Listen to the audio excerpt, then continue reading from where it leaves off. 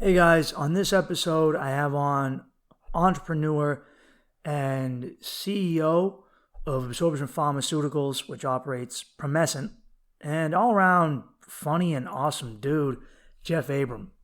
Jeff, this is a great episode. Jeff and I really hit it off. He's an awesome guy who gave me some very valuable life lessons about life, careers, women, finances, money, everything. One thing I will say is this is my first Zoom interview. If you listen to the show before, you know that I do all my interviews in person. So this was brand new for me, and there was a problem, which you will notice. I do apologize for this. There is a problem with some of the audio on my end. There is some crackling that comes through. It is noticeable. I did everything I thought in my power to avoid this happening. Before we recorded, I tested. It wasn't noticeable during the recording. It didn't happen. It wasn't noticeable until after. So I apologize. I don't like that it's there. I did everything I could to prevent it. Unfortunately, you can train as a boxer all you want and hit the heavy bag all you want, but until you get in the ring, you don't know where you stand. And so I have learned a lesson about Zoom interviews for the future. That won't happen again. And I tried to get this stuff out. I did to the best of my ability. But this stuff that you can hear, I could not remove. Anyway, all in all, it's a great interview. I hope you guys enjoy it despite any of the little audio fluctuations on my end. You won't hear them when Jeff is talking, so if I open my mouth, just hit the 15-second fast forward button if you don't want to hear it. But I implore you to listen and hear what Jeff has to say and offer, because it's some really awesome stuff. And I will be endorsing some of Promescent's products because I tried them out and I did enjoy them.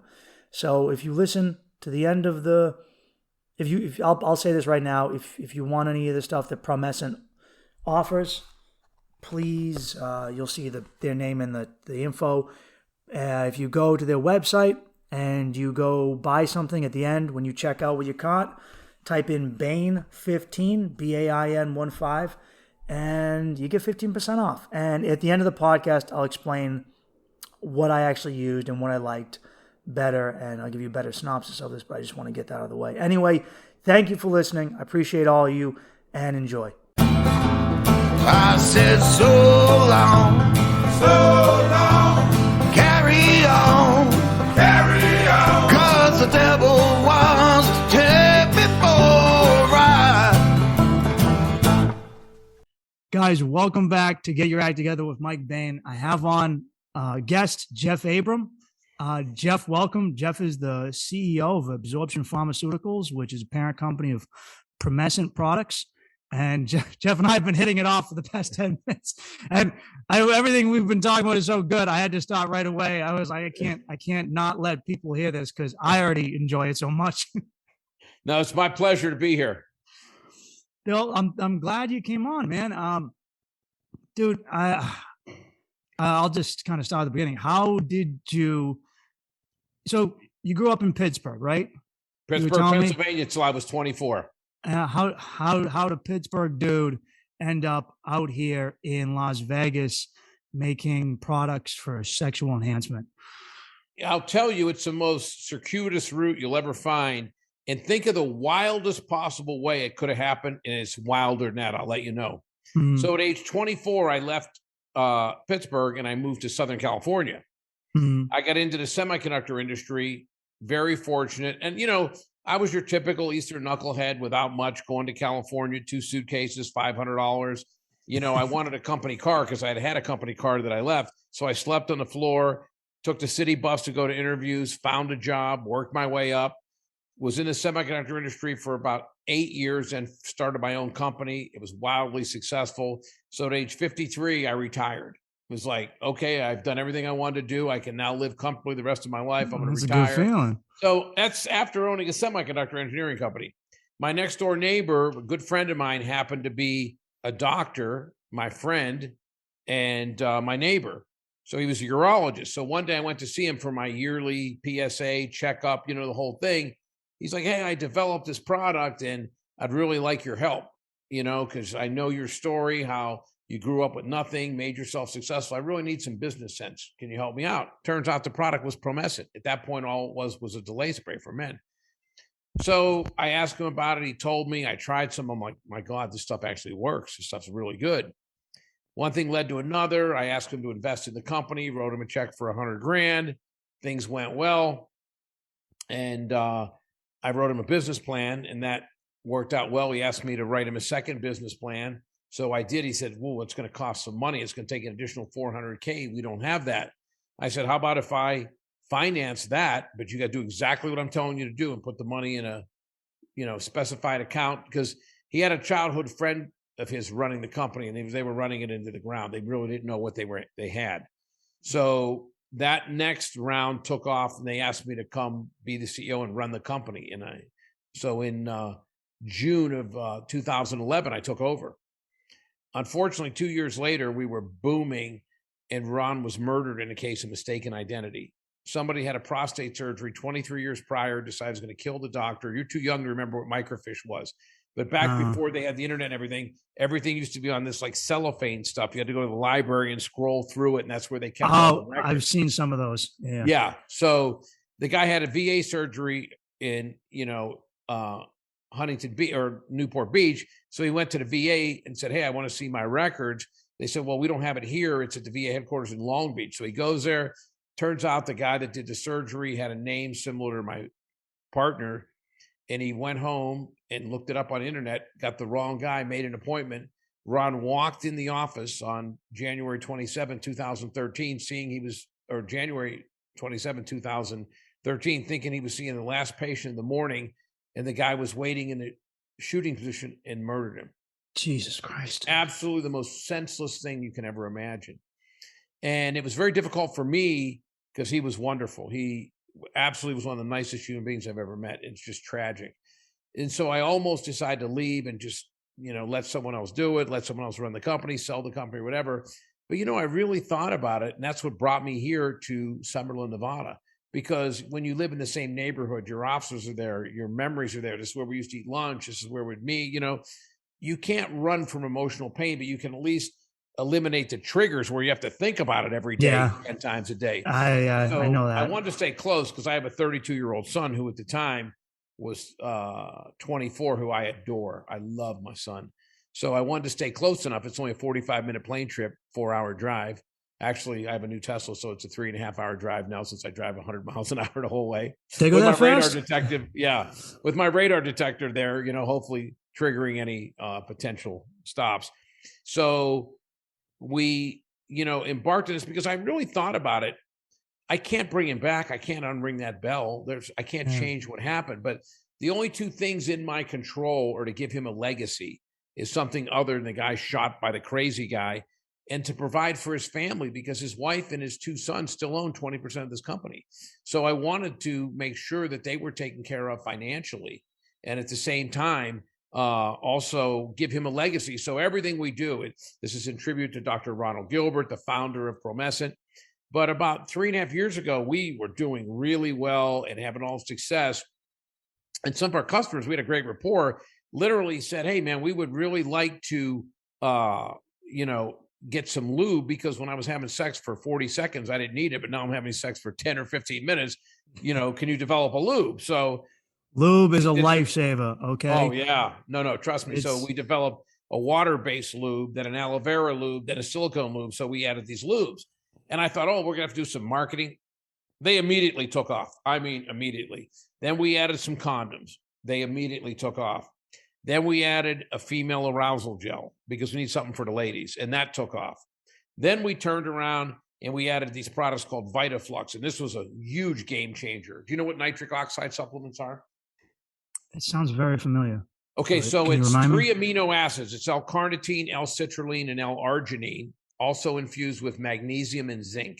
Okay, so what it does, it promotes blood flow. When you promote blood flow, number one, there's a lot of benefits, even non-sexual. It lowers your blood pressure, which is great. Everyone needs that. It also helps clean out plaque and everything from arteries because of this increased blood flow. At the same time, when it does that, it helps you recover from inflammation, from soreness, from stress, because the way you recover when you're run down is getting oxygenated blood, more of it into an area that helps spur recovery. So that's good. So all these things really help. But also, men have better erections and have a higher libido because of the increased blood flow. Bingo, it fits with other products. For women, it actually increases libido. It increases hormone absorption. So women, when they get in their mid to late 30s, start experiencing a lot of vaginal dryness because they don't lubricate. They have to use a lot of artificial lubes. So it helps in that regard. It also improves their libido. So that was a real breakthrough. And then just recently, we added these before and after wipes, or these aloe vera wipes that say you're on a date, you go to a club, you come home and you're getting ready to get busy. You go, wow, I haven't showered in 4 or 5 hours. You can clean up real quick or use them right afterwards. And then those really took off. And then that's good because I've just been using the sink. Exactly. Like I'll be on a date with a girl, and if I go over, wherever I go, we finally come back, I'm like, all right, time to do a nice little rinse real quick to make sure everything's good to go. So the wipes are a smart idea. They're a smart idea. They took off immediately. And they have a nice aloe vera smell to them. You feel fresh and smells good, the whole thing. And then better than about soap. 2 months ago, we added a line of vibrators and toys, and that took off immediately. But one of the things that really amazed me, because I thought, okay, when I add a product line, we're going to have to do all this separate marketing push, and we're going to have to advertise. Everything took off immediately because people that are intimate, they use a bunch of different products. And so at first I was like sending out these emails and I was like, hey, you were using our delay spray and our lubes. What gave you the confidence to buy, the nitric oxide supplements? And every time we introduce a product, no matter how many people I email, they all say the same thing. I knew if it was on this site that it was top quality and that you guys would stand behind it 100%. I was like, man, we now are morphed into a sexual wellness brand. Make no mistake about it. And nothing makes me happier. But I tell my staff, our goal is to add 3 to 4 products a year, meaning every quarter, every 3 months, we get a new product. But I will tell you this, the minute every single product we have in every category is as good, if not better, than everything else in that category. So the bottom line is the first time we add something that's not really grade A, people go, whoa, I can't just order with that feeling of trust that it's going to be the best. So that's the key. People go, how many more products are you going to add? I go, could be 30 over the next 10 years, could be 0. If we don't find a product in a category we think fits us and is not as good, if not better than everything else in a category, we'll never introduce another product. If we find something that fits, we'll add it. And that's the key. So we are in a situation now that people believe in us, they trust us, and they know that these products are top quality. We're the only company. We have clinical trials, certified, IRB certified clinical trials that are statistically significant for all of our major product lines, which means it's institutional review board, which is the highest degree of scrutiny that the medical community sets up for running medical, surveys.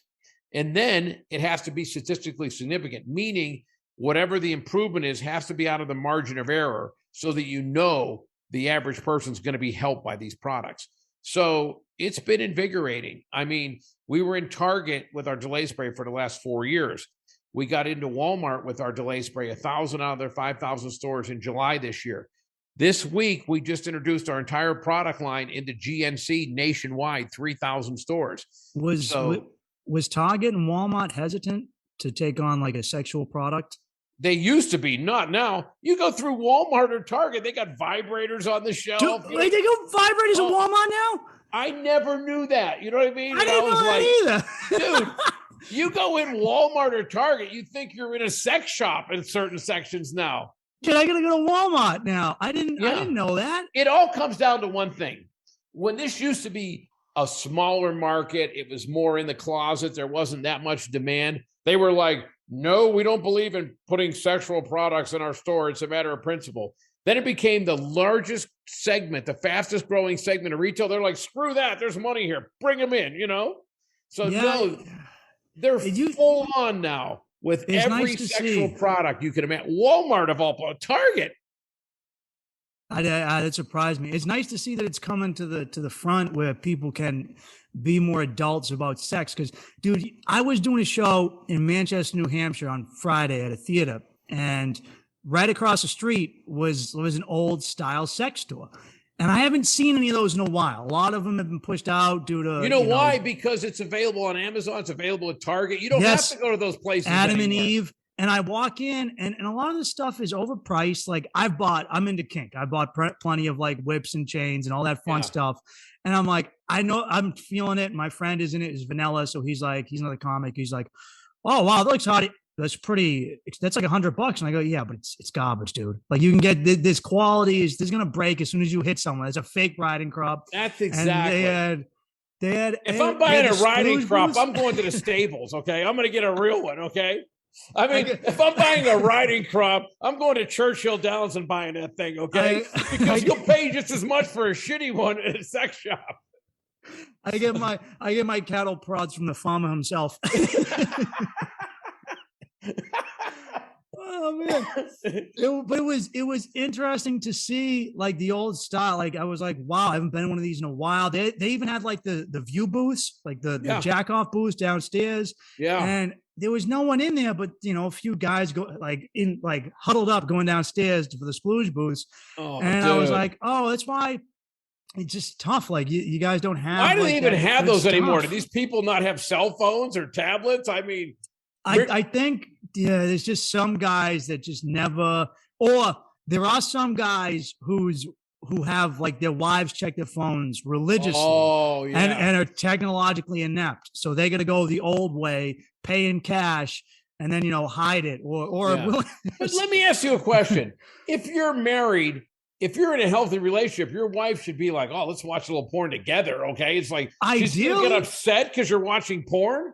I'm like, that's an unhealthy relationship right there, Jeff. No, it's not. I always tell people, when I got into this business, I've always been a freewheeling dude. I talk. I'm just like, hey, if I think it feels good, do more of it. If I think it feels bad, do less of it. You don't know what the hell I need until I tell you, and vice versa. I talk to people because I'm very hands-on, with our company. And they'll go, yeah, my husband has this real problem with premature ejaculation. It's been going on 20 years. I go, what have you guys done, about it? She goes, well, we have never talked about it. I'm like, excuse me? Wait, you guys are married. You've been married 20 years. Your husband ejaculates in 12 seconds. We've never talked about it. People don't talk about it. They just don't talk about their sex lives with their spouse. So unhealthy. It's insane to me. Yeah. That's like not talking with your boss about how much you get paid. Exactly. Whatever's on my check, I don't really look. Okay, it doesn't matter. You know what I mean? I need a few employees like that. It doesn't matter. Whatever's in there. You know what I mean? I have employees that I give them a raise. The raise isn't on the paycheck yet. They're coming in asking for the next raise. You know what I mean? It's I need a couple of people that just don't give a shit. Whatever. Oh, man. It's funny. I was told that when I was first getting a job through like a recruiting agency, and they told me, like a headhunter agency, talent agency, and they go, "Oh, well, you said you have an interview with this telecom company. During the interview, don't ask them what the pay is going to be." And I go, "That's why? Why else am I here, dude? That's like me not bringing up sex with a woman I'm trying to fuck." Yeah, like that's that same mindset. That's Excuse like going on. I didn't realize my interview was with the Salvation Army. Okay, I'm a for-profit entity. Okay, I get up every day at 7 and go to work at 8. So you're gonna freaking pay me. All right, that's the whole idea. There's a financial component. You know what I mean? That's like some woman of the night going, whatever, just leave something on the dresser on your way out. Yeah, you know yeah. If there are two things I've realized Americans love to be weird about, it's money and fucking. Absolutely. And that's all. That's what we pretty much, that drives our entire civilization. Yet we don't talk about it. When you really break it down, okay, I swear to God, I know some people are going to be upset, but fuck you, I don't care, okay? When you really break it down, there's nothing we do in life that somehow isn't related to money or sex. It's everything. Guys are like, oh, I want to get a promotion. Why? Well, it feels good to be successful. No, you're going to drive a better car. You're going to date a higher caliber of woman. You're going to, I swear to God, it's increase your social value. That's exactly. When people go to the gym and work out, well, I just feel better about myself. Get out of here with that, okay? You know, when you're fit, you get a hotter either guy or woman, whether you're a guy or a woman, or if you're a guy and you're homosexual, a hotter guy. People want to look at other fit people, okay? It's that simple. It's so when I got into stand up, I would ask other comics would, especially like the hipster comics, would lie. And they'd be like, well, I just want to, I want to have something to say, or I really want to help people. And I'm like, we all got into this because we want to make money and fuck pussy. Stop, or dick, or whatever it is that you're into. But that's why we got into this, to increase our social value and to be seen by more people. That's absolutely. Dude, I built concerts for years. I've worked in stand-up for a decade now. And musicians, artists, whatever, whenever you meet them, I've met actors, I've worked on movie sets, I've worked at concerts.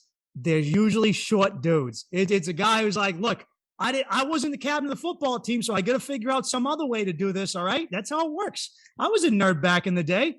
Absolutely. Well, I always laugh because sometimes people have said to me, some of my friends, especially my boys from Pittsburgh, they go, I don't get it. The older you get hotter chicks. I go, duh. It's not how old I am. It's the size of the bankroll, okay?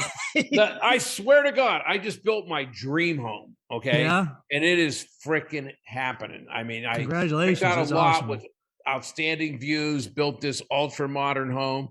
And I laugh. I said to people, I got a lot more handsome when I moved in here. You know what I mean? It's like, I'm not saying there's a correlation, but, I mean, dude, that's how it's always worked, even historically. The king of the kingdom of the nation, he still got hot young women. All right, it didn't matter that he was in his 60s, 70s, or 80s. Look right? at Lyle He's the Lovett. king. Are you old enough to remember Lyle Lovett, the singer? I am. Look at a picture of him. He was married to Julia Roberts. Okay. At the time, she had just done Pretty Woman. She was one of the most desirable women on planet Earth. Okay. That guy literally looks like some sort of mutant. Okay. I'm like, it wasn't because he was anything but powerful and successful. I mean, really, take a look at it. Look at how many, look at Rick Ocasek, God rest his soul, a Boston boy. You know what I mean? Yeah. He was with the Cars. The Cars were like the group in the 70s. Okay. Yep. He married Paulina Porzakova. Rick Ocasek, if he wasn't a famous musician, would have been dating a greeter from Walmart. Okay. Let's be honest. Okay. There's no doubt about that. Dude, in some cultures, I've noticed Latin American cultures are way more honest about this. There's like an honesty level between women and the men they date and the power of the money that they have.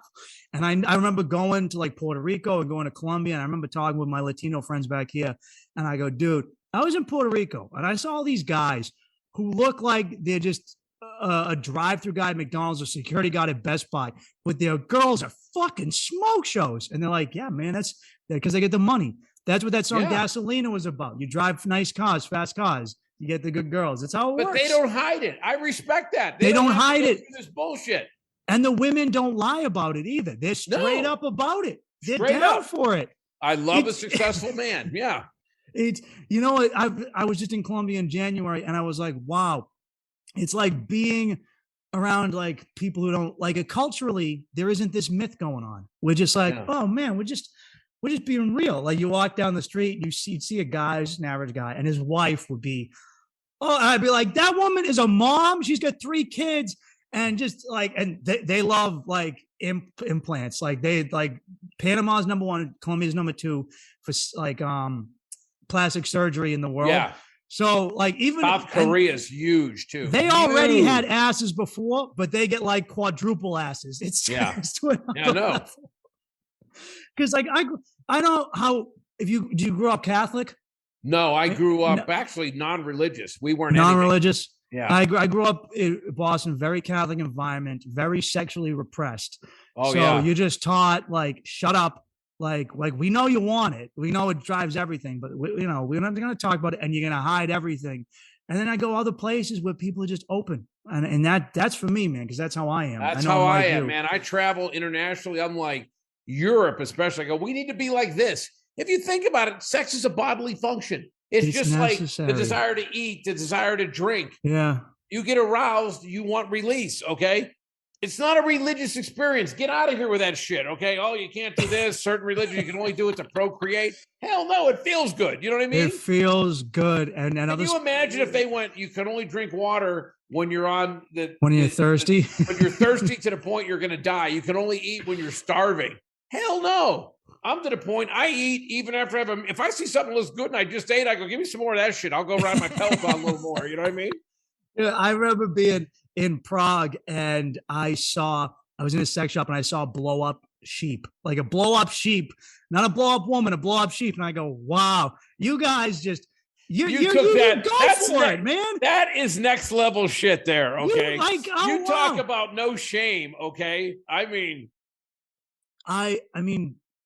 Amsterdam blew me away because I went to Amsterdam and when I was just turning 24.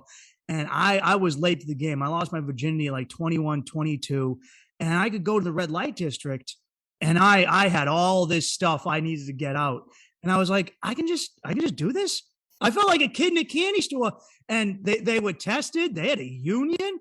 I was there. I was on the red light district, Canal Street in Amsterdam in 1984.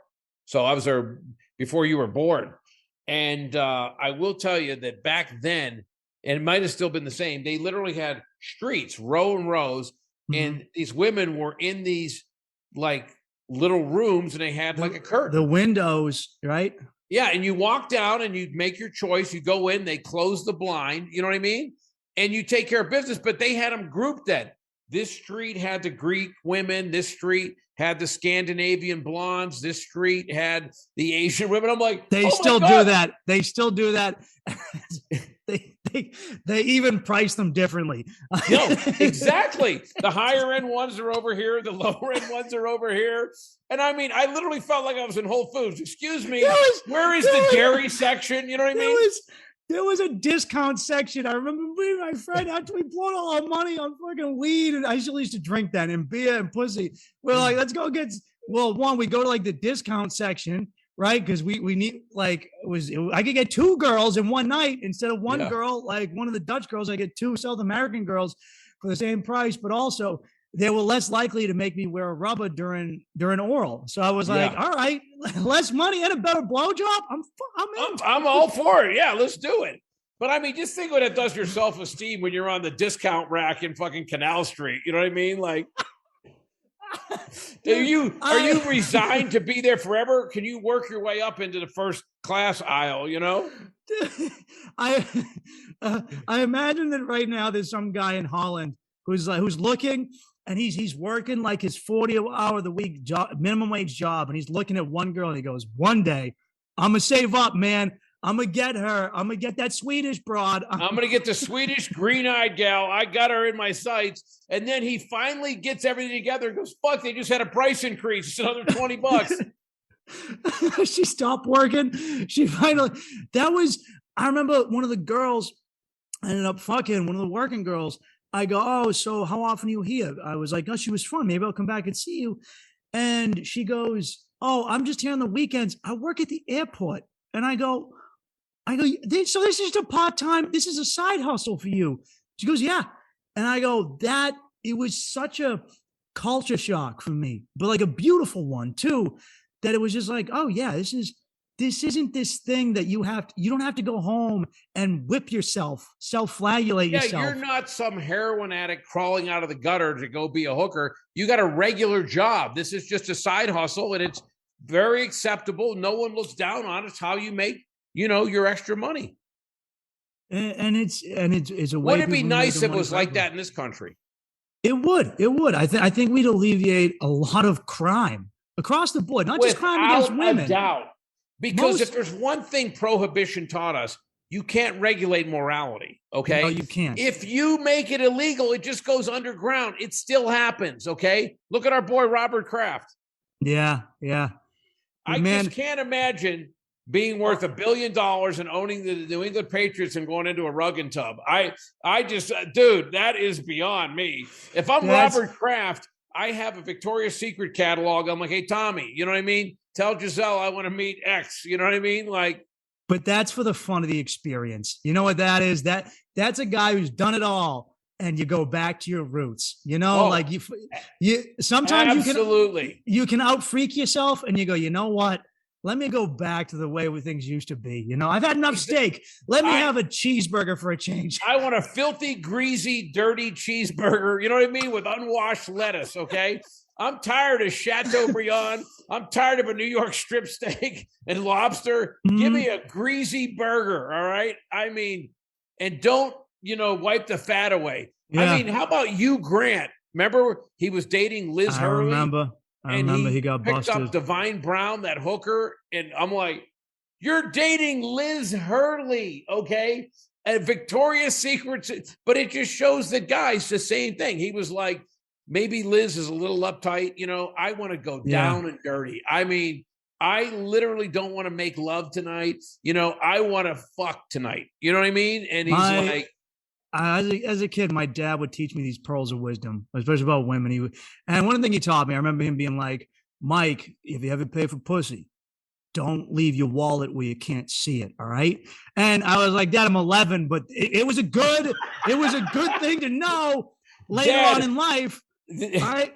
And then he taught me another, and he goes, what's more expensive, the pussy you pay for or the pussy you don't?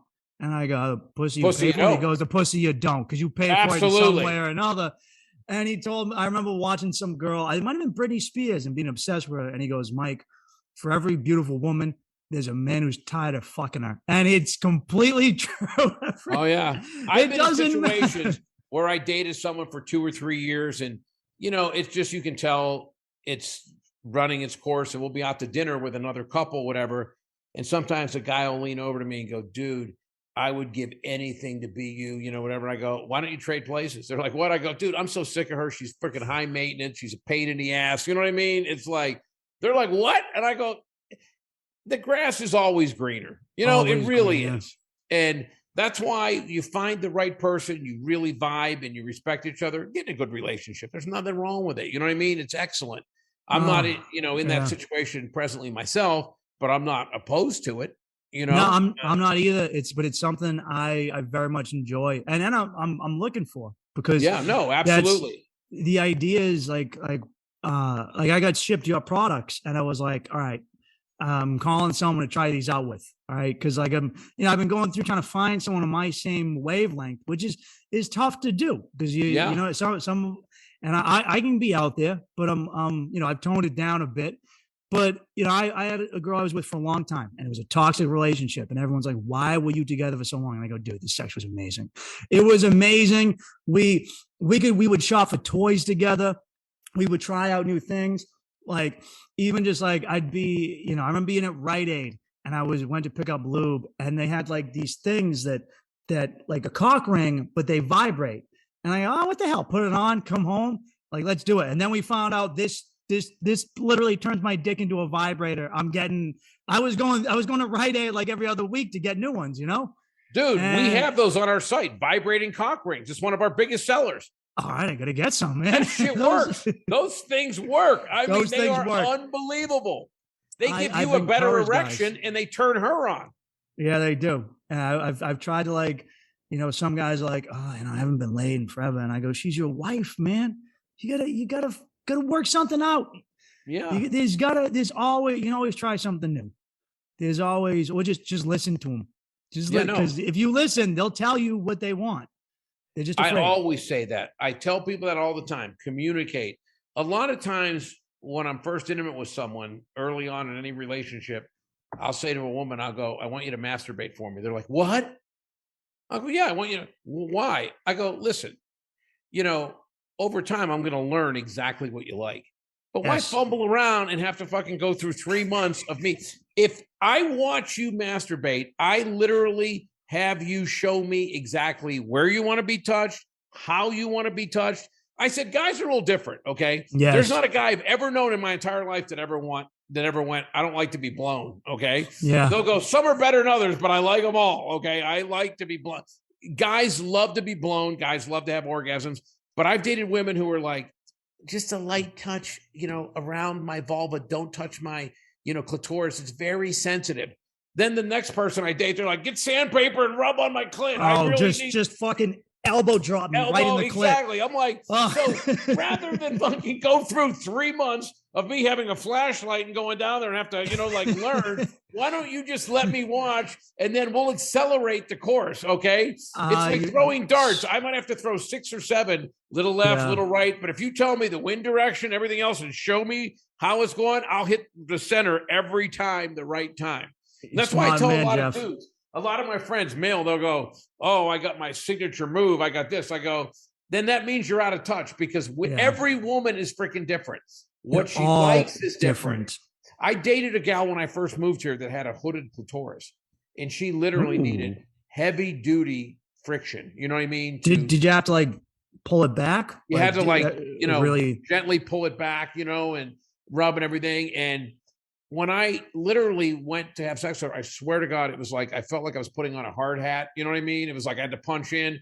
There were some nights it was already like 11:15. I go, fuck, I got to be up at 5 a.m. I'm like, oh, shit.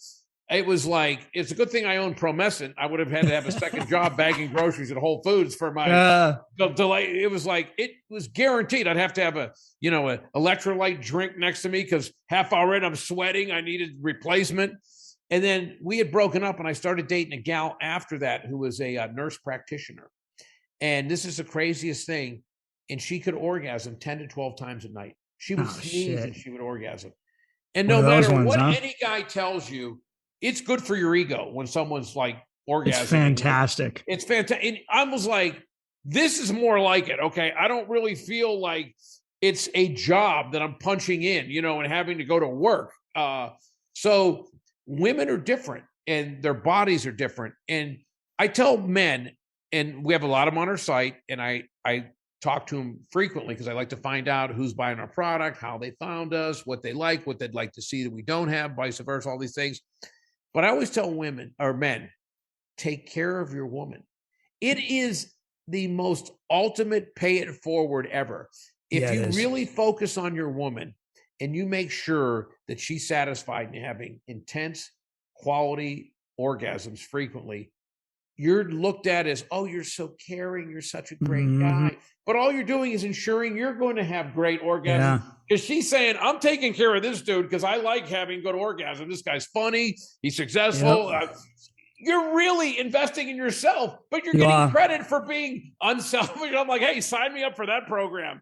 You're looked at as Father Flanagan, and all you're doing is making sure you're about to have great sex. And if you don't take care of her, someone else will. Someone else will. Someone else will every time. If you're not over there doing the right thing, someone else will be replacing you. Because I've been the replacement dude before too, and it's always the same story, which is he just won't fuck me, and I'm like, I don't understand. Like, I don't know, maybe you get bored with them, whatever, but there are a lot of them out there, and I've explained this so many times, and I just had this conversation with a woman where I was asking her, I'm very direct about sex. And she goes, I feel like I'm having a business transaction with you. And I go, I mean, it kind of is, man. Isn't like we're coming up with a contract. We're figuring things out.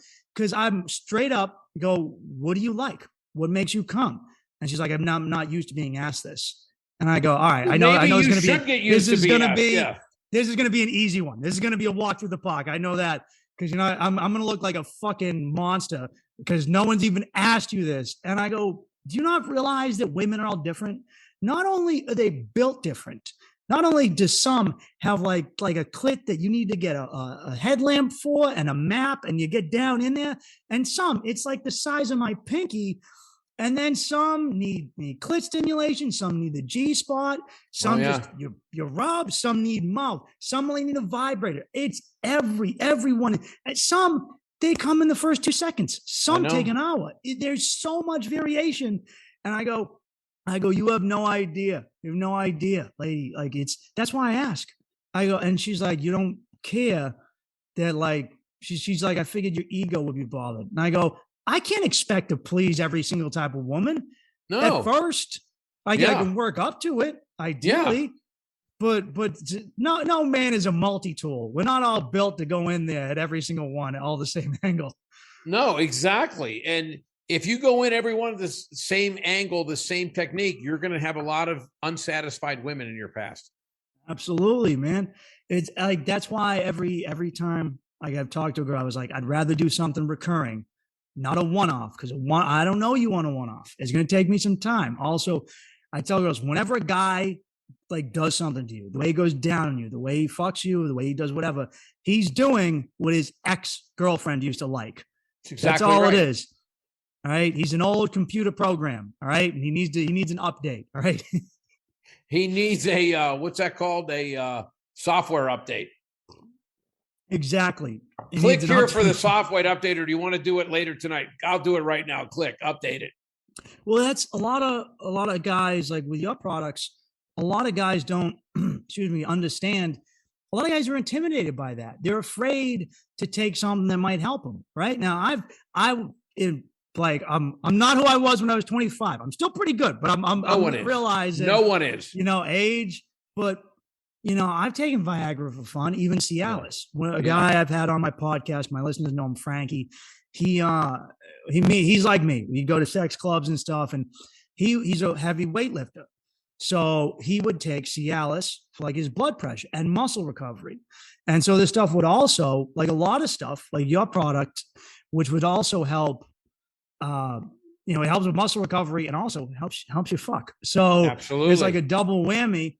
And I noticed that with him. He would explain to me, he gave me some of this and I go, this is amazing. And it doesn't mean, oh, your dick ain't working or whatever. It's sometimes we're not all top dog. Like there have been times where when I was in Colombia, I met a girl. All right. And she was a midget. All right. She wasn't built like a midget, but she was 1 centimeter small enough to be a midget. And I didn't realize that when I walked up and I was like, she wasn't getting bigger as I was walking up to her. And I go, holy shit. And I'm like, wow. All right. And we went, got a hotel, and I gave her everything I had. And she kept turning around and going, more. And I was like, I'm fucking done, lady. Like I'm like, it's Cartagena. It's 100 degrees out. All right. This is like a third world motel. There's no TV. There's no fridge with water. There's no fans. I'm done. And I was like, I wish I had something right now. Yeah, I wish I had something to keep going. Well, here's one thing I'll tell you that'll blow your mind. Okay. The average man, we're not talking about PE. We're talking about the average normal healthy male lasts 5 minutes and 42 seconds during actual penetration and thrusting during intercourse. The average female takes 18 minutes of thrusting to achieve climax. It's called the arousal gap. Everyone knows it. Everyone. So that's why guys are like, I am the master of cunnilingus.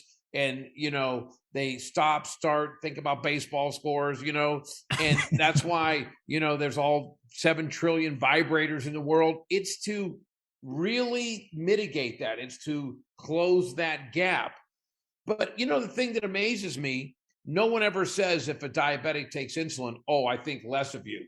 If you have cancer, someone does chemo. No, but every guy is like, they always ask us, well, anyone know I'm using this? I don't want anyone to know. I'm like, who gives a fuck? Okay. Who fucking cares? Who cares? It doesn't matter. And the crazy thing is, do you know how many women, this was in 2013, Cosmo had a poll and they asked 1,000 men, if you could change one thing about your love life, your intimacy, and you think it would improve it, what would it be? 78% of men, bigger dick. Okay. They ask 1,000 women, same thing. If there was one thing that can improve your intimacy, what would it be? 73% said longer lasting intercourse. So every guy's thinking, I got to have this giant dick, and every woman's going, I just need you to last more than, a minute and 12 seconds. Okay. It's like, guys, take a step back and see, I was raised in a different era than you. Okay. I'm 64. So I lost my virginity at like 15. And, so I was born in 57. So it was 1972. If I would have literally been watching porn prior to the first time I had sex, and in my mind, I thought the average man had a 10-inch prick, that it was the circumference of a beer can. I thought that too. Thus for 53 minutes, And then right before he ejaculated, he got off, ran across the room, and shot her in the forehead perfectly. Yeah. You know what I mean? From 40 feet away. I would have had so much anxiety, I wouldn't be able to get an erection. Okay. But here was me having no idea it was an older woman at this country club. I was a busboy. She was a waitress, you know? Oh, shit. And, yeah, she was 21. Yeah. So here was me fumbling like around like some fucking clueless idiot, but thinking I'm a stallion, right? I didn't know. I didn't have anything to compare it to. So I was fat, dumb, and happy. I go, this is great. I don't envy people growing up now that before they ever have sex, they're watching porn and saying, oh my God, I'm 7 inches. I have a micro penis. You know what I mean? Like, that's what happened to me. That's what happened to me. Because I am 7 and I thought I was a fucking shrimp dick. And then and I met women that were like, oh, this is nice. I met women who thought it was too big. I met women who were like, this is nothing, because they had gone to the big leagues, and I was sitting there like, I'm not in anything. And even when I've talked with dudes who've got monster hogs, they'll tell me, and be like, must be nice. And they're like, dude, you know how hard it is? Like, once in a while you meet a girl who can take this, who's a pro, who specializes in that, but it's very rare. And a lot of women have said, oh, I've had big, like I've met women who before me were fucking guys with 10, 11-inch dicks and were sticking around with me. So it didn't, if that was a guarantee, then we would, and any of us who didn't have one would be out of luck. And you have to do your job correctly. Okay. You have to be in tune, just like we talked about. Understand what it is. Do you know that only 42% of women actually climax during intercourse? That sounds about right. Yeah. So there you go, right there, going, I better have something going other than a giant crank, because she's not going to orgasm during intercourse. So therefore, you have to be creative, you know? And, you know, I've had a lot of women tell me some of the best lovers I've ever had are just average size penises, but they know exactly what they're doing. They really and truly, and not only that, with women, I am telling you, you have to start even earlier in the day. If it's someone you're dating, you start the foreplay in the morning. Hey, I can't wait to see you tonight. Then at noontime, you send her a text message, man, really looking forward to tonight. Nothing makes a woman hotter than feeling desired. Than feeling like my man wants me. Okay. Yes, you're so right. You're so right. And a lot of guys just won't do this. And all you got to do is send her a text. Right, you get to your job site, your work instruction, send her a text, coffee break, set a reminder on your phone. I hooked up with this girl. We met offline. We right away realized I like you, you like me, and we agreed to meet up and fuck on a certain date. And she goes, look, this is what I want from you. You know, it was like a business transaction, which I fucking loved. We were just honest. She goes, look, I want 2 good mornings this week and a good night. And I go, yeah. And she goes, yes, I want to be wanted. All right. So be cute to me and I will take care of you. And I was cute to her, and goddamn did she take care of me. Okay. You're like, I can be terminally cute. Okay. Trust me. I'll be a bug's ear. I'll be a baby's, you know what I mean? Breath. And I was like, dude, this is it. This all you do is make a text message, a call every now and then. And I get one of the best blowjobs of my life. Yeah. And dudes won't put in this little bit of work. That's all you got to do, man. Yeah, no, I'm with you there. So I'm curious, you've never been married this whole time? Never been married. No? Never been married, yeah. Was that just because of the business you're working in, just never worked out? I've always wanted, if the right thing came along and, but I wanted to have some success and be financially secure before I had kids, because I really wanted to be an active father. And then at 32, I was in a intense relationship. It was exclusive, blah, blah, blah. She ended up becoming pregnant. And then I ended up taking custody and raising my son. So from 33 to like 38, 39, I was just totally focused on being a dad. You know what I mean? And it's very difficult when you're a single dad to have enough time to have a major relationship, I can imagine. And then I met someone and we spent 3 years together. We got engaged, but she was totally jealous of my relationship with my son. She loved him, but it was like, I want to be number one. I go, not until he's 18 and leaves the house. He needs, so we ended up breaking up. By that point, my son was a very good athlete. He was playing, soccer and wrestling and football. And I was so involved. And I'm like, I don't need a relationship right now. I need to focus on coaching him. You know what I mean? And I love that. That part you know. So when he left for college at 18, I was already 49 or almost fit. No, I was actually 51. And to be quite frank with you, at that point, I was like, well, now I have some significant wealth, you know, and I wanted to go to my son. So anyone I would meet at this point, you know, I'm going to have a prenup, you know, and, Yeah. you know, because I don't want someone waltzing into my life in my late 50s or 60s, spending 10 years with me, and then my son not getting everything I've worked so hard for, because he's wonderful. Absolutely. And so, you know, it was a situation where I've had 2 or 3 really good relationships since then. But one of them, and this is someone I would have married, wanted to have a child. And I'm like, I told her from the beginning, I'm not having another kid.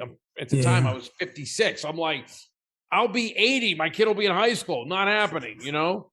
And so we ended that relationship. Then I had another relationship, and it was someone really, really significant in my life, but she already had a kid. And it was a young child who was just out of control. Yeah. And when you have a child and you raise a child and you're very fortunate, you get just a perfect child, you're not going to put up with someone else's freaking nonsense. Okay. No, When they have I would a imagine 7-year-old not. kid who's a behavioral nightmare, who has problems at school, and you're like, why am I signing up for that? Okay. I'm not. Okay. I raised my son. He's wonderful. This is the time to enjoy it. You know, I'm looking forward to being a grandparent, you know, and, so that didn't work out. And, you know, so I'm in a position now, if the right situation would come along, I'd be certainly open to it. And, you know, I'm not like, oh, well, if something happened to me, you're not going to get anything. I mean, you'd be taken care of. I'd give you a house or something, you know, and some spending money. But I've been very fortunate, and I want to create some generational wealth for my family, you know, because I Absolutely. come from That's a dream. middle class or lower middle class background. We didn't have much, but wonderful people, you know? So I think it's important that if you're the one that happens to break through, that you kind of try to help others out, you know? And I really am trying to do that, and I'm looking forward to it. I mean, that's my dream. I come from Yeah. the same background, and my hope is to create something to pass on Till you generationally. really start developing wealth, you don't realize how stacked the system is. It's Yeah. insane. Wealthy people have access to investments and other stuff that other people don't have. There are certain investments that you have to have a net worth of $3 million, and 1 million of it is liquid to invest in certain funds. And I'm like, wait a second. That pretty much says, and these are the premier funds that you can invest in, you already have to be rich to get into them. And I'm like, that's kind of weird, you know? Yeah. But it's the way that it is. And, you know, it's unfortunate. And I've always believed that the real measure of a man is not how much material, you know, things that you eventually acquire, but when you reach that platform, reach down and pull other people up, help other people get to that point. That's why I was a big brother for 7 years, you know, mentoring little boys who had no father, teaching them how to live a good, moral, and successful life. And I plan on getting back in that program. I've been active in Habitat for Humanity, where we help build homes for disadvantaged people who normally wouldn't be able to afford homes. You know, we have a real income inequality in this country. There is the haves and have-nots. Absolutely. And I'm not a big proponent of the government start vomiting out money for everything for everybody. It's just not my thing. But what I'm a proponent of is teaching people. You know, they have that old saying, you know, give a person a fish, he eats for a day. Teach a person how to fish, he eats for life. You know, that kind of thing. So I'm really big on sharing the knowledge that I've gained. And one of the biggest problems we have in this country is instant gratification. As soon as anyone gets anything, they want to go spend it. You know, I didn't know. And it's worse now than it's ever been. It's absolutely worse. Social media has made it a lot worse. You watch a video, don't even it's get me under started. 30 seconds. Yeah. And bam, most people can't even sit through a movie now. No, I never know. mind. Well, these social media influencers and all this fucking nonsense, I'm like, where did that come from? Okay. I mean, nothing against certain people, but, you know, I did 8 episodes of Adam Carolla, you know what I mean? And all this stuff. And I literally, it was like, I felt cheap. I'm like, I don't want to be involved in this. All it was a vehicle to talk gibberish and nonsense and cram as many commercials in the shortest period of time and generate as much income. It wasn't genuine. It was disgusting. I didn't feel someone that really cared about his audience. It was all about income generation. And that sucks. And that shows through. I think that shows through in the end. Is just like we were talking about when a woman you're trying to date or even fuck realizes that you're being disingenuous. Yes. Your audience, as I've realized on stage, if I say something, if I'm saying a joke and I'm not being real about it, they're not going to give me anything. But if I'm being honest, I can talk about offensive and dark shit and they'll give me some leeway. Yeah, no, absolutely. It's like that in life. Yeah, absolutely. I find with our product, if I go on, I've done a bunch of Sirius XM radio shows. Like I do Shade 45 with Rude Jude. I love him. That is one, right, dude. Do you remember Todd Shapiro, the comic from Toronto? The Todd Shapiro show? It was Canada Laughs. I did his show every week for 2 years, and he was genuine. Oh, it was awesome. We have a lot of Canadian business too. And these guys are unfiltered. They're honest. They connect with their audience. That works for us because if we do a 10-second ad roll or we do, for example, like, some 30-second commercial, it doesn't come across the passion, the conviction, and what we do as a company, the fact that we have a class 100 clean room and all of our stuff is made in pharmaceutical grade, manufacturing conditions with pharmaceutical grade products, and they're all manufactured here in the US. Those things need to come through. You know what I mean? People need to know. One of the reasons our delay spray, it's a lidocaine-based delay spray. One of the reasons it works, there was 4 to 5 other delay sprays out there that are very popular, but they all have the same drawback. They numb you and they numb your partner because all you're doing is spraying lidocaine on your penis, and then it transfers and everyone's numb. You last a long time, but you might as well be taking aerobics or, doing hot yoga. Everybody's sweating. No one's having enjoyment. So Ron, my partner, the urologist who developed this product, he knew that he didn't really have anything good. And he goes, if I give people lidocaine-based spray, they'll have longer lasting sex, but it won't be enjoyable. He got together with an inorganic PhD chemist, and they developed this eutectic formula that changes the crystalline structure of lidocaine. So it changes from a solid to an oil aqueous form. So on the outer layer of your skin, the dermis or stratum corneum, it keeps any solid from penetrating. So when this happens, when we change it from a solid to an oil aqueous, when you apply it, it literally 7 to 10 minutes after application, the lidocaine goes subdermal. So the man maintains a much higher degree of surface sensitivity, and it doesn't transfer to the female partner. That's the whole basis of our product. That's what makes it superior. And we patented a real deal. So that's the first thing I did when I took over the company. I'm like, you haven't patented this shit? Okay. Yeah. Well, see, you have the business know-how. I had the business knowledge. He was a urologist. He was a chemist. He was a guy who was brilliant technically, but didn't have common sense and street smarts. What is something that if you could go back and tell young you, like advice, so you figure something out quicker? What would it be? Be a little more patient. Yeah. I've always, now I have patience, but early in my life, I didn't. I literally, had to be to the next level. I never enjoyed the moment.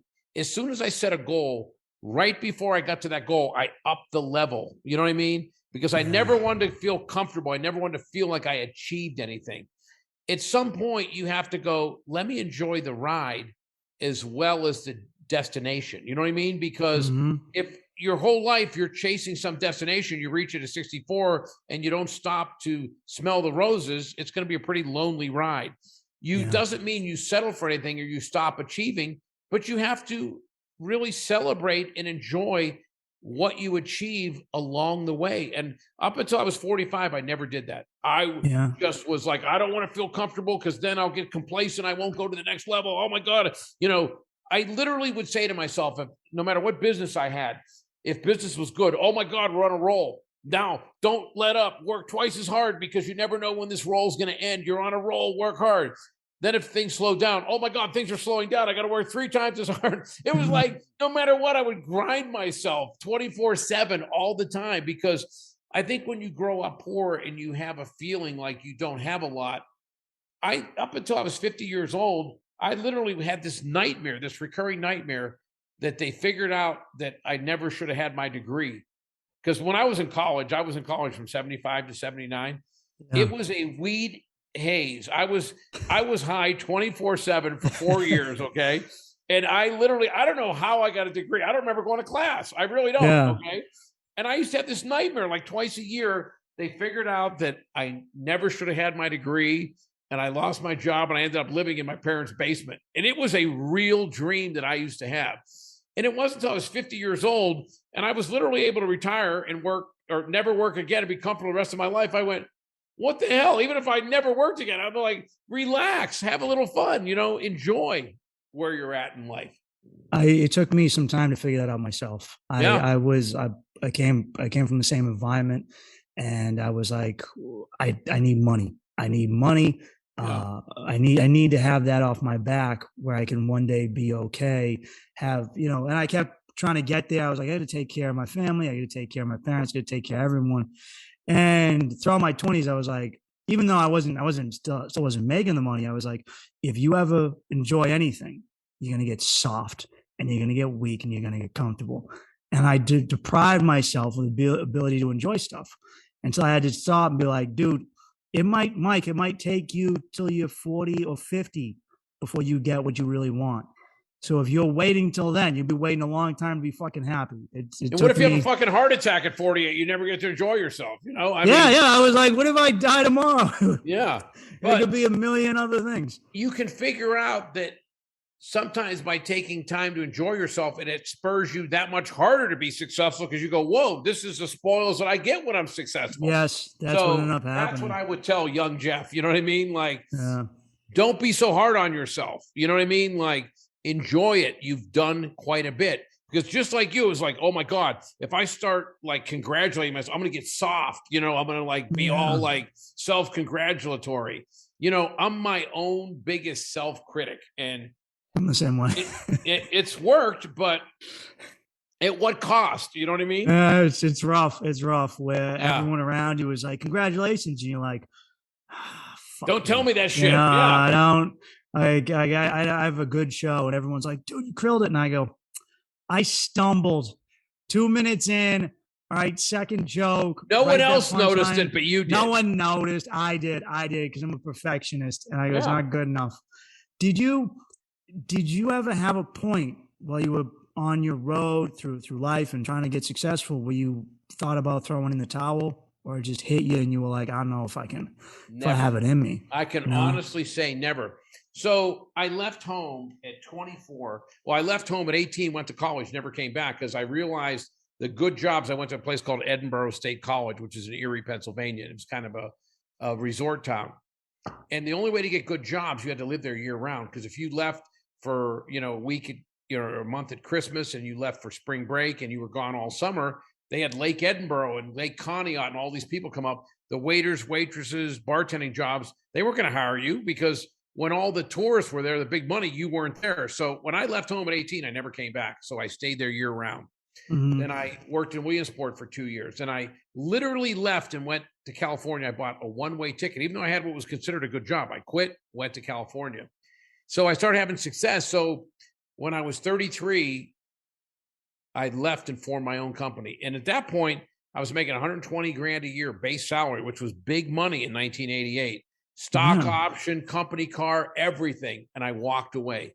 And I remember my parents and my family were like, you're Lee Iacocca, you're Warren Buffett. Are you kidding me? I go, I can always come back and do this. I want to do my own thing.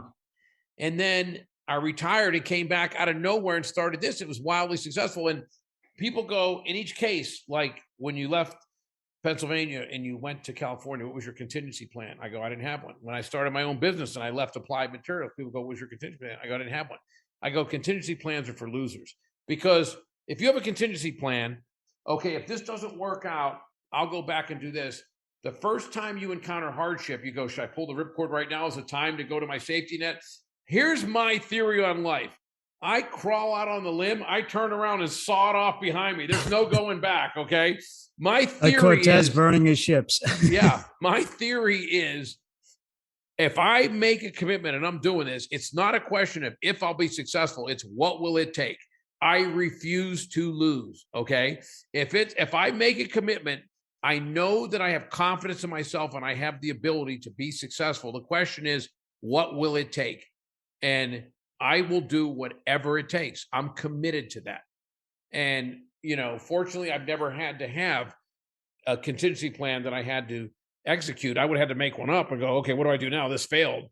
But it's funny. Everything I've ever done, I had immediate success. So I never had to think about it.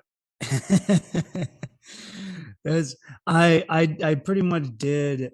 So I'm grew up in Boston, South Boston. I was living in New York for a couple of years, going out there to make it as a comic.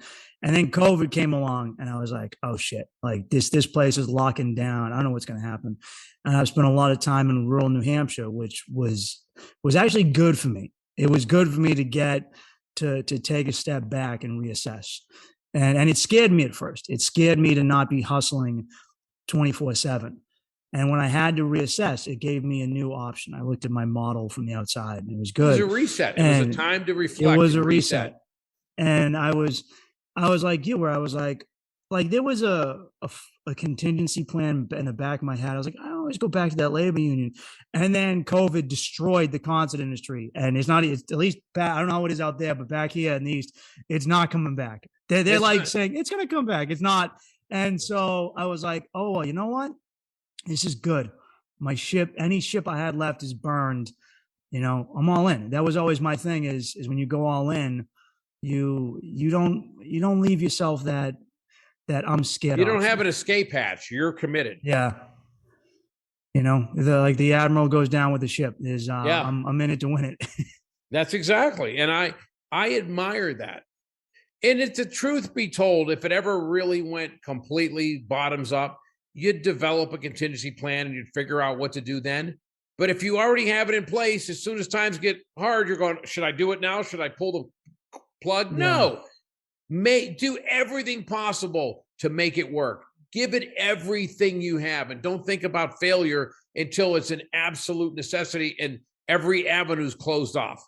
So it's I've had this talk on my show before, and I've had people talk to me about things that I've done, like, oh, you're moving. You don't know anyone in this place. You're going out there with nothing. You have no friend, no family, no friends, no job prospects, nothing. And I go, what if whatever happens? And I go, then it happens, and I deal with it because that's what life is. Deal with it then. And the same thing when I've traveled. People are like, you gonna go to that country? Like, yeah, wherever, Europe, South America. And like, do you speak the language? And I go, no. And I go, what are you going to do? And I'm going to figure it out. I'll figure it out when I'm there. Hand signal. You know what I mean? Yeah. Whatever. Where there's a will, there's a way. And whatever I've realized is throw yourself in the water and you'll learn to swim. You'll learn to swim. When I moved to California, I slept on the floor. I paid $100 a month to sleep on the floor. I took the city bus to go to interviews. Okay. I knew no one. By the time I left Huntington Beach, people go, you know everyone. I moved here 8.5 years ago. I didn't know a single person. I was escaping Southern California because it was painful because my friend was murdered. I knew no one. My company wasn't here. There was nothing. I literally moved into an area. I did not know a single person. People now are like, are you the mayor of Summerlin? They're like, what? Because I just have that personality. I live life. I talk to people. I introduce myself. I'm not afraid. I'm the type of person, if I walk by and someone's being assaulted, I fucking tackle a guy and hold him down until someone comes. You know what I mean? Like, I don't believe in, oh, that's not my business. You know what I mean? I am a loving, helpful person. I believe in, cheering on underdogs, helping people. People recognize that. And they do. They're drawn to it. And that's why sometimes I'm dating someone, they'll go, I've never met anyone like you. I go, what do you mean? They go, every restaurant we go in, the busboy likes you, the freaking server. I go, I used to be a busboy for 14 until 17. I was a busboy. I waited on tables. I was a bartender. I freaking appreciate people that do those jobs. Okay. I've had 2 friendships in my life that I ended because we'd go out to eat and they're like, I don't believe in a tip. Get the fuck out of it. I won't date women who do that bullshit. Yeah. And I'm like, what? And they're like, yeah. And I go, listen, I'm not going out to fucking dinner with you and I'm going to look like a fucking cheapskate because we're not leaving what looks like 12.5% because I leave 25 and you leave 0. Okay. And these are people of wealth. And I'm like, Are you nuts? Well, I paid such and such. I go, if you can't afford a fucking tip, don't go out to eat. It's that simple. I go, those people, some of them are below minimum wage because they're food service jobs. They're anticipating them getting tips. I've met people. You know what's funny is I've met people.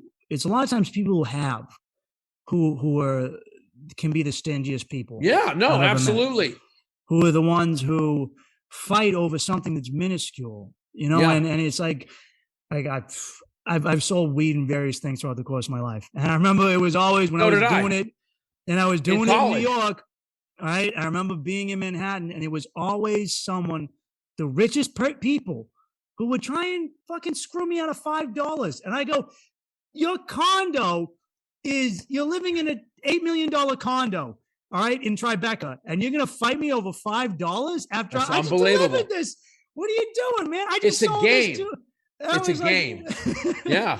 I was like, why? What is this? Like, what, don't you like?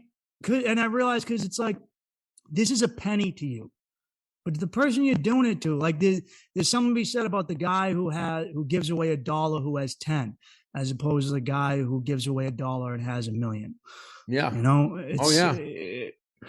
Oh man, I've been in a similar situation. I've not dated women. I've had those fights with friends where I went out to eat and someone was like, "Yeah, no, I don't tip," and I go, "Well, when you're with me, you tip. You tip, right? Or we don't hang out. We don't hang out. Okay, no, you tip. The fucking order takeout or go home and eat and make your own shit. Okay, you're with me. You're tipping. It's always it's been an amazement because I'm the similar way where growing up, my mother was that person. I used to ridicule her as a kid who would talk to someone at the bus stop. And I go, you don't fucking know that lady. And she goes, well, now I do. And I do. You know, and I've explained to people, your network is your net worth. Yeah. Okay. Yeah. And that's how you don't get anywhere in life on your own. I have friends now, good friends that I met on plane flights. And we sat next to each other from LA to Boston, LA to New York for 4 hours. Afterwards, you exchange cards. You go, man, let's hang out sometime, you know? You end up being friends. Yeah. If you want, I've had this talk with a lot of comics who don't go out and experience life. And if you don't, you ain't going to make those connections. And you make them because it's nice to get to know people. But as a result, karma gives you a connection later on in life. Yeah. Where you go, oh, you know, I have a friend was a doctor. Maybe you can give me some advice on this weird thing I got going on with my prostate right now. You know? Yeah. Absolutely. You never know. Yeah, I'm in that doctor network. I know what it's like to have connections. It really helps. Even if, you know, even if it's not their special, they'll always know someone. Every doctor knows somebody who's good at every single medical, you know, specialty. So it's good to have a network of everything in your life. And like I said, it's just as easy to be friendly and nice as it is to be aloof and be a prick. It's easier. It is easier. I think it's easier to be a decent human being than it is to be an asshole. It is. I think being an asshole takes a lot of work. Yeah.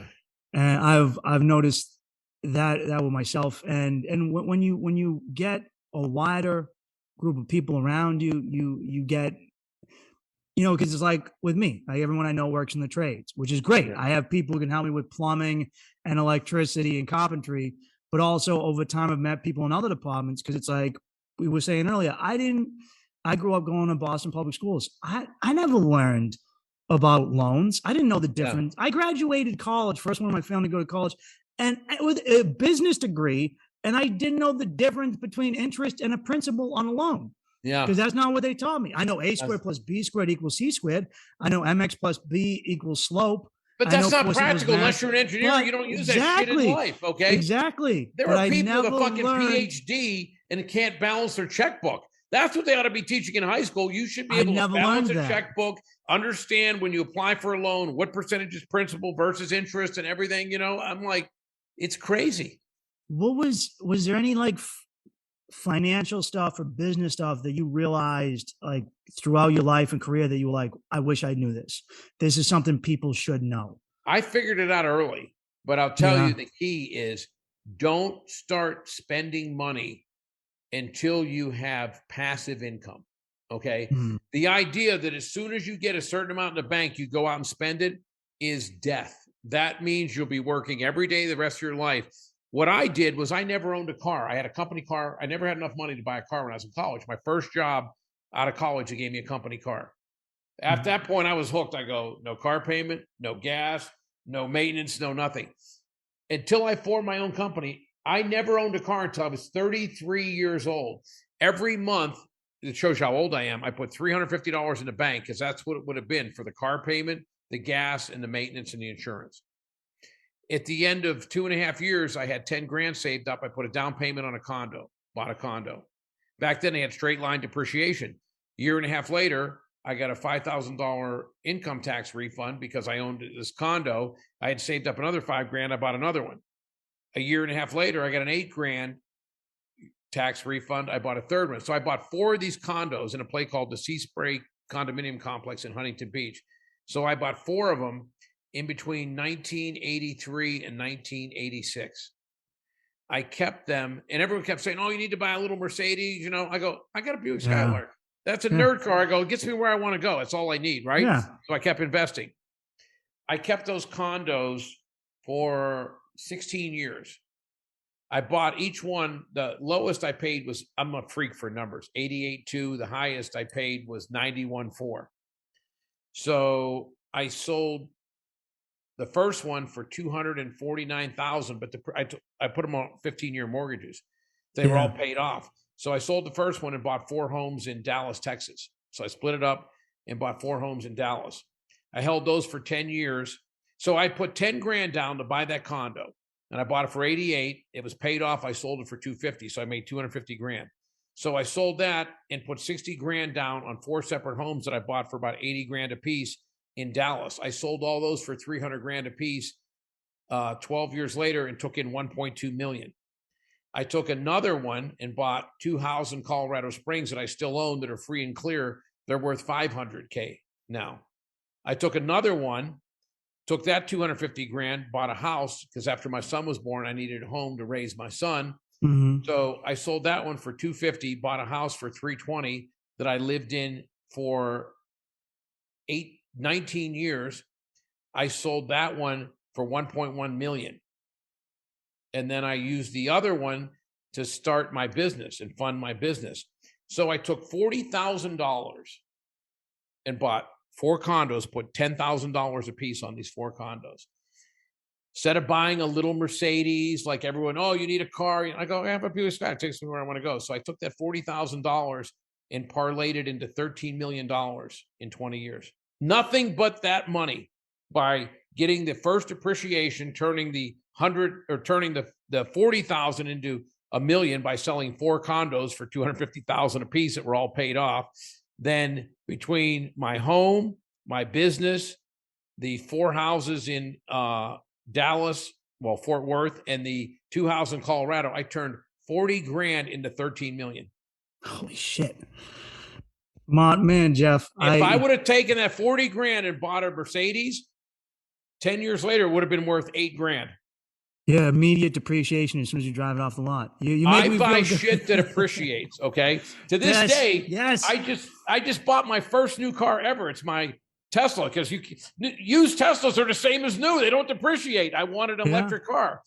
So I've had a Bentley. I've had an AMG Brabus Mercedes. I've had a 12-cylinder 800 series BMW. I've had every luxury car you've ever had. I have never bought one new. Prime example, one of my neighbors who's very wealthy, he had 12 cars at the time.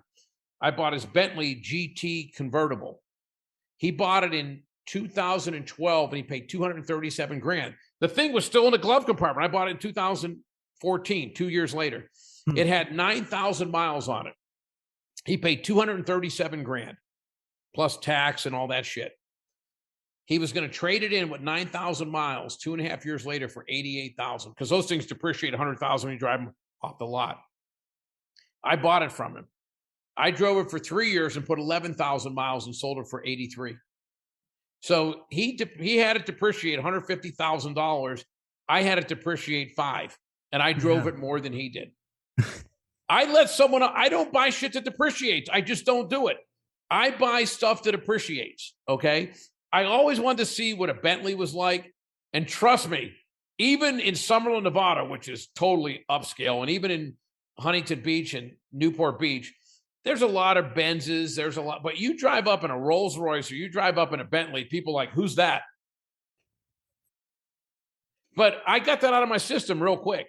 I was like, yeah. That's how I saw things. I got into debt when I went to college, and I graduated during the recession of 08. And I was like, I couldn't get a job for the life of me for scrubbing floors. You know, finally I managed to get something, and I was like, all right, be smart with my money. And I go, if I don't need it, I'm not paying for it. And I learned my fear of debt. And then I just bought my first car at the age of 34. Well, it wasn't, he was like gifted to me from my brother, and it's a 98 Honda Civic, and she doesn't look pretty. And it gets you like, where you want to go. That was like my Buick Skylark. Okay. Yeah. And it only had 40,000 miles on it. And everyone's like, you're going to get rid of that? And I go, no, because it gets me where I want to go, and I still get ass. All right. That's so I don't fucking exactly. You know, if you can't get a woman, all right, when a car's not going to do it. Yeah. The car ain't going to do it for you either, man. It'll get you noticed, but it's not going to get you the woman. It's up to you. Yes, it is, man. Oh, wow. I've never heard anyone put it that way, Jeff. That's a good way of putting it, because I've always been wary of things that are immediate depreciations. Oh, I don't buy anything depreciates. I buy shit that appreciates. Conspicuous consumerism is a shady mistress. Yeah. Well, we'll wrap this up in a second. Was there, you were saying worries about instant gratification. How did you get over that? Like needing immediate gratification, looking at the long-term goal. I just saw the people in my life that were happiest, and I just realized that I started to accumulate wealth, and I was just as happy when I was poor because I was surrounded by love. I have a wonderful mother, wonderful father, great brother, great sister. And I realized that, you know, money buys you security. It relieves anxiety, but it doesn't make you happy or secure or feeling loved. So I thought my goal was to retire early and enjoy and relax and enjoy life. Here I am working my ass off at 64. But well, you enjoy it, right? Yeah. I really and truly thought to myself, the true way to being happy is to surround myself with love and to really have great relationships, not just romantic with your siblings and your parents and your cousins and your coworkers and your friends. And I never really wanted a lot of material things, but what I wanted was security, because I felt insecure growing up because we were poor. My mom and dad were arguing about money all the time. That was my life too, man. Oh, I can't tell you. Yeah. I watched my parents fight over money my whole life. And it put something in my head. And like we would go out.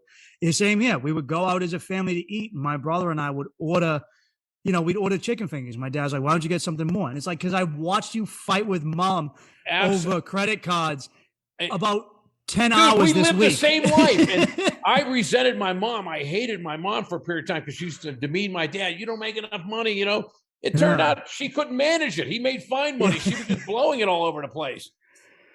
Yeah, it put a concept in my head so bad where I thought if I'm not secure, I can't be happy. And I had to fight it as I grew. Dude, you and I lived the same life. That is exactly. Oh my God. It scarred me, man, because like my dad would come home and he'd drink, and as soon as he got drunk, they'd pull out the numbers and start going to town. And I'm like, I can hear you. I'm in the parlor with you. I can hear everything. Yeah. And I was like, at a young age, I realized I'm fucking 9. I don't need to have an anxiety attack because I can't have a Lunchable tomorrow. You know what I mean? I used to be worried that I was like, I would tell them I don't need anything for Christmas and my birthday, because I was like, we're going to lose the house if you buy something. I remember when I was in 4th grade, my friends were going bowling. It was on a Saturday morning. Hey, everyone's going bowling. And I made up an excuse. I go, no, I don't really feel good. I can't go. You sure? Yeah, I don't feel good. I went home. I was sitting on the steps. My mom goes, where are all your friends? I go, they went bowling. And when you're that age, you just tell the truth. And my mom goes, oh, you don't want to go bowling? She goes, no, I knew that I didn't want to come back and ask you guys because I know we don't have any money. So I just told them I was sick. Yeah. It's my like the habits stick with me to this day. Reusing stuff I don't need to use, taking up more time to fix something when it would be cheaper for my time to get and it money done. to get it done or get it new. Yeah. Or even like I go see my brother and he doesn't even flush the toilet when he pisses. And I'm like, I think you're at a point now where you got flush the toilet money. All right. Yeah, I think, that extra cent and a half, I think is in the budget. I don't want to smell your piss the next 12 hours. It's funny how hard it is to fight those things out of your head because they become a structural. Dude, every once in a while, I go to fucking Chipotle. I'm like, how much is it for the guacamole? And I'll go like $3.20. I go $3.29 for fucking guacamole. The whole fucking meal's $8. Then I'm like, wait a second, I got 400 grand in my checking account. I'm fucking sitting there. You know what I mean? I'm weighing. I really like guacamole. I am fucking debating on whether to have. I'm like, I'm 64 years old. I can't spend the money the rest of my life. I never made another dime. Get the fucking guacamole, okay? I do this. I'll go to Chipotle and I'm like, yeah, I do the same thing. How much is it for an avocado with guacamole? And they're like, you know, like 99 cents. And I go, fucking, they try to get me on that guacamole, huh? I know. And I'm like, you obviously haven't been to fucking Kroger and seen fucking avocados for 12 cents, okay? The fuck out of here, okay? And then you pay the money and they give you a thimble size. You're like, hey, okay, I just fucking paid. Put some more shit on there, all right? I do to this day. And my friends will call me out on it so bad because it's the littlest thing. And I'm just like, it had like, I was on a boat. We're renting a boat with my friends. And I brought out some jugs of water. And instead of just buying 99-cent gallons at the store, I refilled them in the sink. And my friends go, I'm why? The same way. You're drinking water out of an ocean spray jug? And I go, yeah, it's tap water, dude. I was like, my dad always told me we don't have that type of, we drank free water money. We don't have that buy water at the store money. And they go, Michael, you worked all week. I got a filtration system on this bitch, okay? Trust me, it's safe. And it finally dawned on me. And I go, you know what? I can have something nice. Dude, I'm the same way. The worst, I had to teach myself not to do it in front of women because I was like, no, Mike, if you come off as a cheap prick, it's not even like they're not going to want to be limiting. Around you. When you first know a woman, that's limiting. Absolutely. And there were times where like I dated a Brazilian girl in New York and I remember taking her to Five Guys. And this is why I love dating women from like other countries. And she goes, my first American cheeseburger. Wow. And I was like, this girl thinks I'm taking her to I'm just taking her to Five Guys. And she is, and I got her peanuts and the peanuts there are free. And she goes, how many peanuts can I have? And I go, as many as you want. She goes, as many as I want. I was like, it's on me, baby. I go first class. I'll get you a whole bucket. Yeah. She had never had cream soda. And I go, she goes, I've never had this. And she goes, I have more. I go, you can have as much as you want. Free refills. And I was I remember being like, wow, you know. She called home that night. I met a rich American, man. He's spoiling me. Dude, but what she also was amazing is she told me when I met her off Tinder, she goes, you Americans, she never asked me what I did for work. She goes, you Americans treat Tinder like it's LinkedIn. I don't care what you do. And I took her to a dock. I used to hang out in this dock after my shows because I didn't have money. I didn't spend money on anything. I never allowed myself an Uber ride. I go, Mike, you can get an Uber when you get more money. You take the train. There's you'll save it when time comes. We save money, Mike. That's what we do. I'm eating peanuts for supper. And I used to hang in this dock, eat peanuts at the end of the night and just stare out at New Jersey. And I'd occasionally listen to music. People would party, play merengue. Just sit there by myself. And I took her there. And people were playing music and dancing. And I go, fuck this. I'm going to dance. And I'm telling you, I've never had a girl so grateful for my time than that night. And I've taken them out, spent money on them, was right there. And I go, fuck, man, this is what it, unfortunately, she went back to Brazil. So I didn't get to make anything out of it. But it was one of those moments where, like you said. But it teaches you that you don't have to have some 5-star meal, you know what I mean? That you can just relate to someone and enjoy yourself. No, you don't. Some of the best when I was traveling, man, I went to some poor places, and people just gave me a little bit of food they had, and I go, I'm Oh, I eating was in the same fish situation. Yeah. on the side of a road, and Yeah. I'm fucking, and we're all happy, man. And this is Yeah. great. This is some good shit. Yeah, for Oh sure. man. Well, dude, this has been fantastic. I've enjoyed it. Like I had a lot of fun, man. Like a lot of fun talking to you. You definitely inspired me, and I'm sure you inspired people who listen to my show, because that's what I wanted to do with this show, was create an environment where I can have guests Anyone on, has talk any about what they've questions, done. go to promescent.com. You can go to customer support, say, hey, I heard Jeff Abraham. I have a question for him. I'm very accessible on social media. It's Jeff Abraham 111 on Twitter. It's Jeff Abraham 111 on Instagram. Feel free to reach out, send an email to the company, say, I want Jeff to answer this specifically about anything. Ask any question about everything. You will get an answer. I promise you. That's awesome, man. Let's And stay in touch, my man. Absolutely, and I appreciate that you stand by your product. You're a man about what you do, which everything we do is first class, man. Everything. Yeah. And we're gonna stay in touch. I enjoyed this. I just felt absolutely. I really feel like I was calling one of my brothers from Pittsburgh, and we chatted for an hour and a half. Right away, right when you called up. That's why normally I have to get someone ready for the show and kind of ease them in. But I was like, we're talking about women in the first 2 seconds, and somehow we've had the same parents, except it was my dad who complained about the money, and it was your mom, but it was the same life. And it seems to be the same fire was lit under both our asses to get us out there. Those are bad memories, man. I don't like conflict about money. I don't like it. No. And it was something that got to me later on. I one of my good friends, her name is Gina Brion. Right now she's on AGTV. So if you guys are watching, vote for Gina. And Gina would take me out in New York City, and we would together, she would buy food. And I go, Gina, I would be like, I had to take my money out every time. And she goes, Mike, I know you're not making money doing shows right now. You just got to the city. It's fine. You make money later on in this business. I go, Gina, I can't, no. And she goes, what is your problem? And I go, I feel like I'm a burden on other people when someone helps me out financially or any way in life. And she goes, you're not a fucking burden. Yeah. She goes, I like you. You're my friend. Yeah, okay. No, same here. And I was like, fuck. All right. Yeah. And it was a hard thing for me to do. Just be like, and it was just a cheeseburger. She goes, you're fighting me. You won't let me buy you a $12 cheeseburger, you son of a bitch. Let me fucking do something nice for you. And I go, okay. Oh, I know the feeling. Well, shit, man. If there's any, I wanted to end this on any last wisdom you have, because I really wanted to pick your brain on someone who's like a self-starter, has their own business, their own product, or anything, or just in life. Is there any one like real kernel that you could give that you've learned over the years? Maybe it's too broad a question, but I would say if there's any one broad thing that I've learned that spans all business, is no matter what business you're in, there's always going to be other options.